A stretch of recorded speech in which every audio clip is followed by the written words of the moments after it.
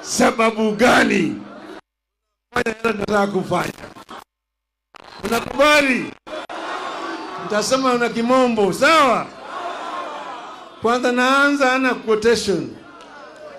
Woe to those who make unjust laws, those who issue oppressive decrees, to deprive the poor of their rights and withhold justice from the oppressed of my people, making widows their prey and robbing the fatherless.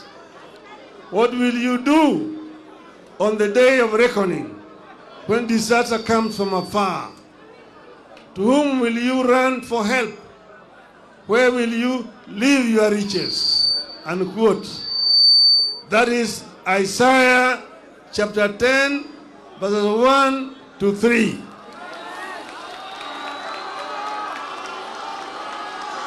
Mr. William Ruto used to love this verse.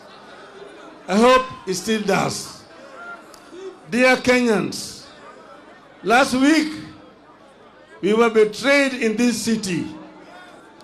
Our representatives conspired with an executive and abandoned us at our hour of need by voting for the punitive Finance Bill 2023. Yesterday, Mr. William Ruto endorsed this betrayal by signing the Finance Bill into law. We did everything that could be done to have Ruto listen to us and avert the confrontation over taxes. We petitioned the authorities and institutions. We demonstrated. We prayed in the house of worship. We begged to be heard. We sought amendments, and we pleaded with the members of parliament to stand up for us. Our petitions were thrown to the dustbin by Ruto's tyrannical hands.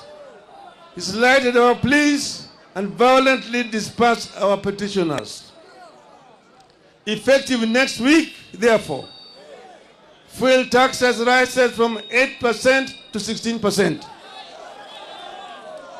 We will pay housing tax whether we need a house or not. The cost of basic goods, which has been weighing Kenyans down, is going up from next week again. At a time like this, silence would be a betrayal to the country. Silence would be treason. We cannot be a nation of people who, having eyes, refuse to see, and having ears, refuse to hear. We have suffered a cruel betrayal of our trust and confidence in the ability of our representatives to protect us. We must punish the traitors, and we must force a repeal of the Finance Act. But what happened this past week and yesterday is not just about the Finance Act. This is about the reemergence of a dictatorship under leaders who cut their teeth and honed their political skills in an infamous school of dictatorship. We all know where Mr. William Ruto is coming from. We all know where Rigathi Gachagua is coming from. In the run-up to the vote on the bill, more than 90% of Kenyans rejected it. Even after MPs voted in favor of the bill, polls continue to show that the majority of Kenyans did not like it.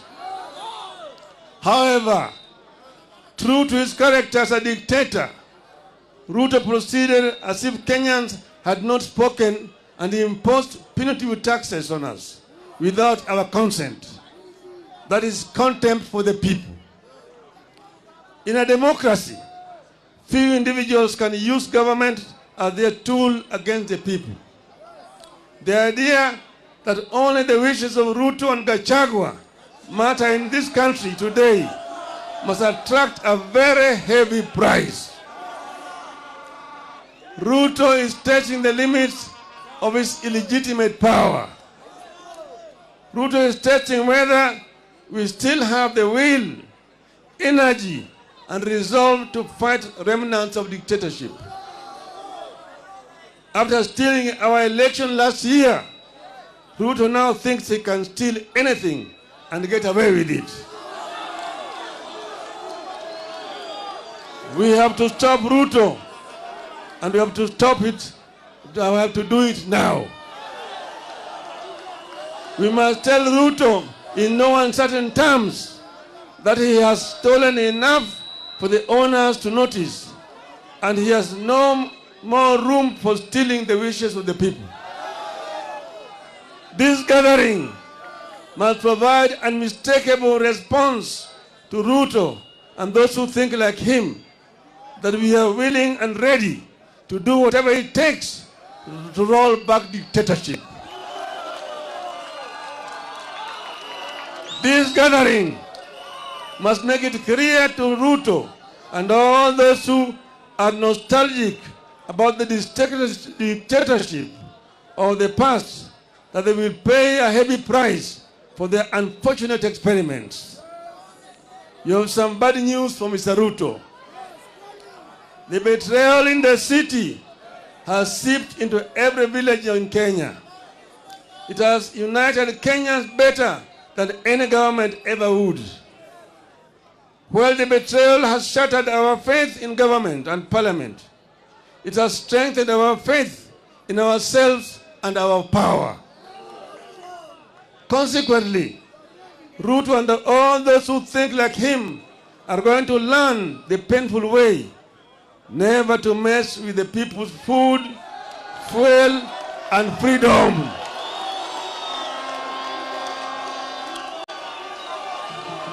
Hello?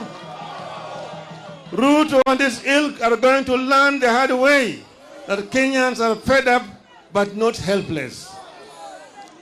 In this time of desperation in the country, Ruto is selling illusions of hope to our people with the phantom proposals that are meant to line the pockets of his cronies. It is wrong. It is cruel. It is evil. The question we must ask ourselves is, can a leader mean well for the people than the people do for themselves? The answer is no. Kenyans must not trust that insider smile that Ruto wears. It is betrayer's kiss. If Ruto meant well, he would have listened to the people. He did not, and now we must fight. Fellow Kenyans, comrades, a regime that has so blatantly ignored and betrayed us does not deserve our delegated power. We are taking back our sovereign power. We are going to the trenches ourselves to fight for ourselves. This regime does not deserve our obedience. We have no obligation to work for the success of a regime that has no interest in our success. We are the people. Sitasimama maovu ya kitawala, sitasimama maovu ya kitawala. Hello? There's no other option left. We must fight. We are going to fight everywhere and anywhere until the Finance Act is repealed. We will adopt a series of acts of civil disobedience to force this regime to recognize that we, the people, are supreme. Through civil disobedience, we will deny Ruto the taxes he thinks he can extort from us by force. Dear Kenyans,